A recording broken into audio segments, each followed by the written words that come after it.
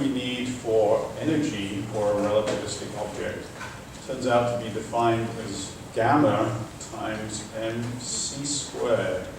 So again, opening it out with the usual definition of gamma.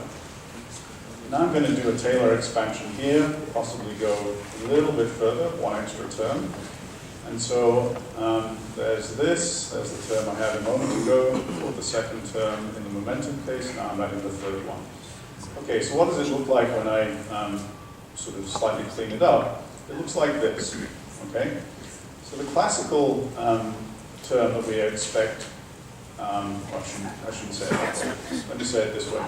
The second term here looks like something familiar, obviously. So it looks like a classical kinetic energy. Half mv squared, let's ignore the higher order terms. This thing seems to be there regardless of speed. So I said that quickly, let me pause and say it again. So now we've got an energy definition here which has something that is velocity dependent. As the velocity goes up, these terms increase in magnitude. But with this definition, I have a constant term, okay? It has nothing to do with velocity. So, again, where does this come from? It's not immediately obvious, and I'm not going to try and define where it comes from.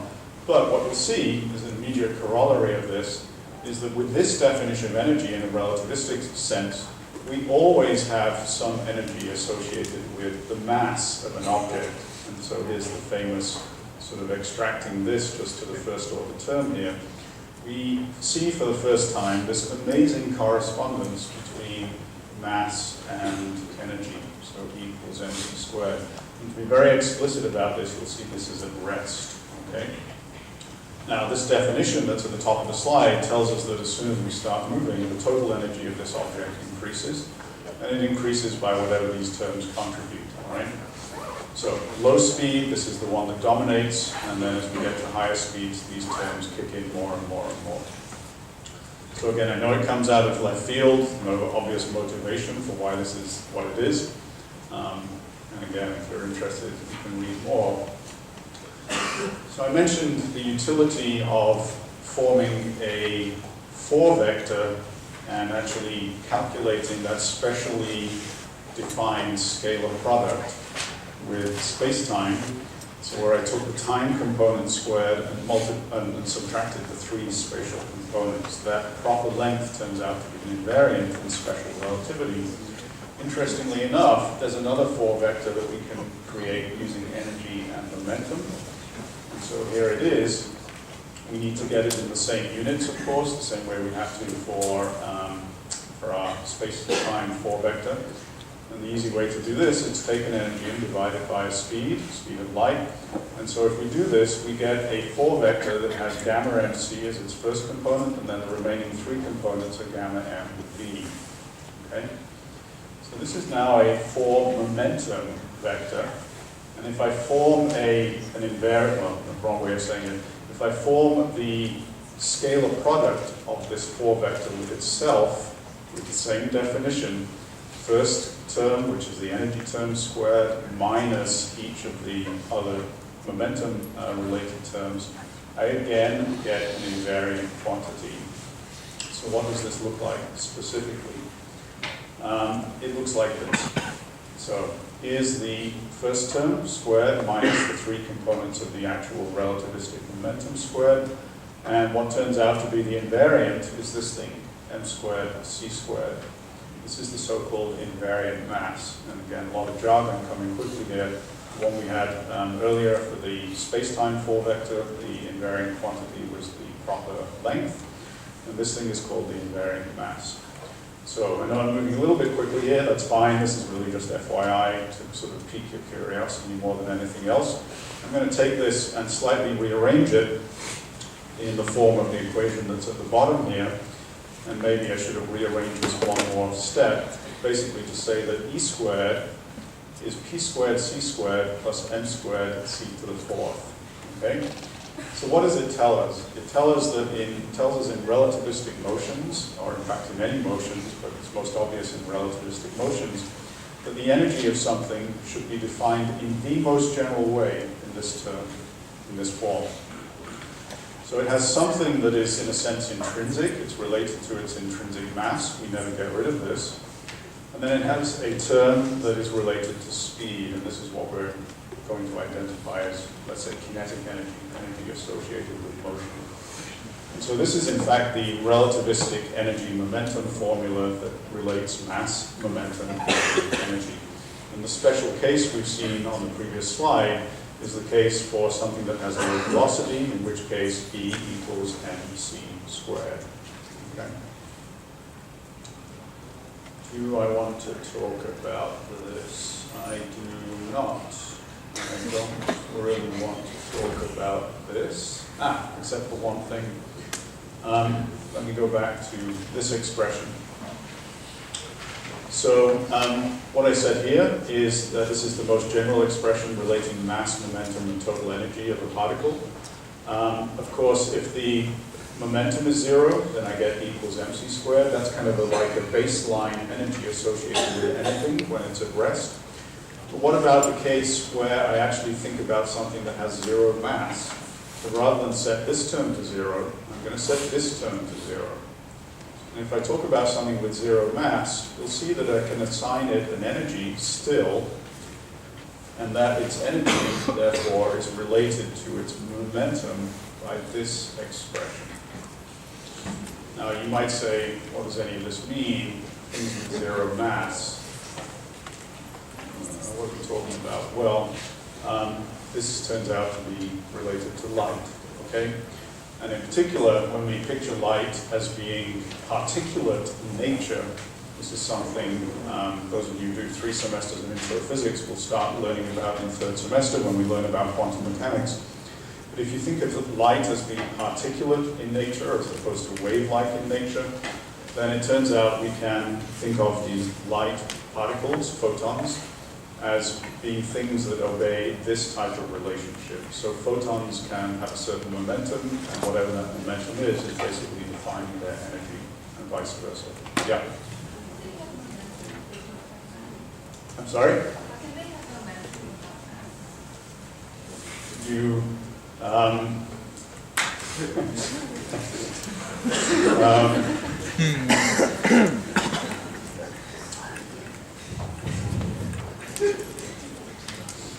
let's see, we had our relativistic definition of momentum as momentum is gamma times m times v. So, is there a way to have 0 mass? Good question. Yeah. Does it have to do with the fact that, like, photons have energy, so that becomes, like, an appropriate mass?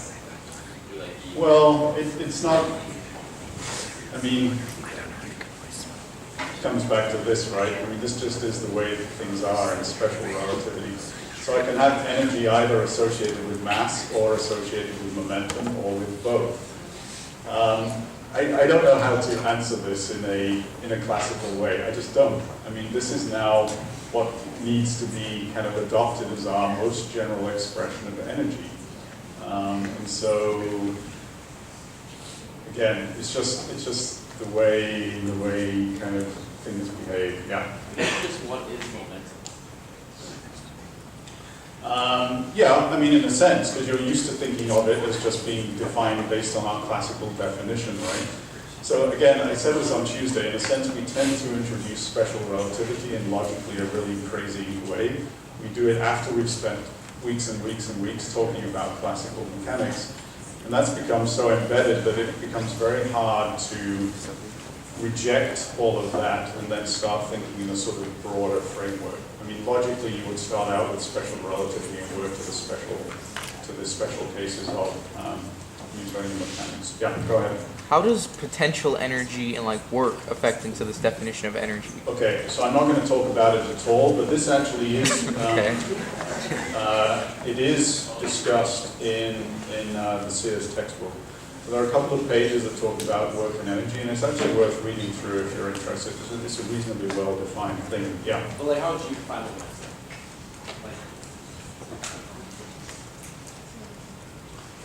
Okay, this is a total cop-out. I'm going to define it like that. Okay? All right, very quickly, we only have 2 or 3 minutes left. I just want to set this in the context of stuff from earlier in the semester. So classical versus relativistic collisions, just quickly think about these things. In classical picture, what we spent the first half of the semester doing, mass is conserved, momentum is conserved, kinetic energy may or may not be conserved, elastic versus inelastic collisions. Types of collisions, well, here are the ones we've explored. We spent a fair amount with elastic, and then the inelastic, which can be either energy is increasing or energy is decreasing. Okay, so all of this is very much synthesis. Let's see how this looks in special relativity. Now what we should expect is conservation of relativistic energy, conservation of relativistic momentum, and kinetic energy may or may not be conserved. Okay, nothing really changed there except we've thrown in relativistic in front of everything. This is more interesting, I would say. So, in the case of elastic, kinetic energy, rest energy, and mass are conserved. In the case of sticky collisions, where two things collide together, and in the past we talked about this in terms of energy in the form of heat and these sorts of things, then we should expect, when we've got this happening, that we've got rest energy and mass increase. And by contrast, when we've got something that's explosive, we should expect that rest energy and mass increase. All right, so I just want to give you a punchline to this, which is kind of reconciling or trying to bring these two things together. And it's really this thing down at the bottom, and obviously I'm rushing here. But in a sense, if we're trying to reconcile these two pictures, you would in fact say that hot objects weigh more than cold objects, okay? And it's actually true, all right? So, last slide maybe. Applications of mass energy equivalence, a whole rich field of science and obviously technology associated with this. These are some of the things that we have learned to harness based on this SE energy mass equivalence. The one on the right, you have an obvious idea what it is. A fairly controlled release of energy from converting mass into energy based on interesting properties of nuclei of different sizes. So it could be based on nuclear fission or possibly nuclear fusion. So a fairly controlled use of this, a more controlled use of this, of course, is nuclear power sources. What's happening on this side is probably less obvious, but it's actually taking the opposite process. It's not going from mass to energy in a very dramatic way with the c² factor here. It's going from energy to mass. What this is a representation of is a surface view of a contemporary particle collider, which takes particles, accelerates them to very high energies, and takes them, smashes them together. You already got a hint of that in what I showed you with those two gold nuclei colliding together. The reason for doing this is it allows us to convert energy into mass and potentially produce new, very massive, not seen in nature particles. And that's very much the name of the game in terms of research that goes on in particle physics. So with that, that's the summary of our very brief introduction to special relativity.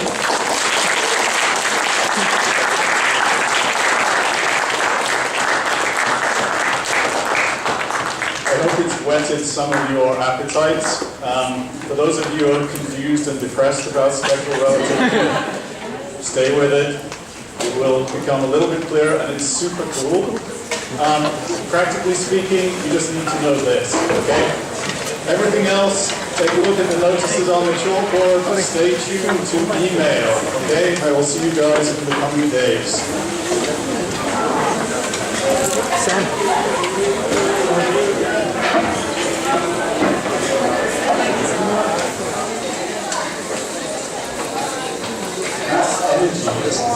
You've got to combine them.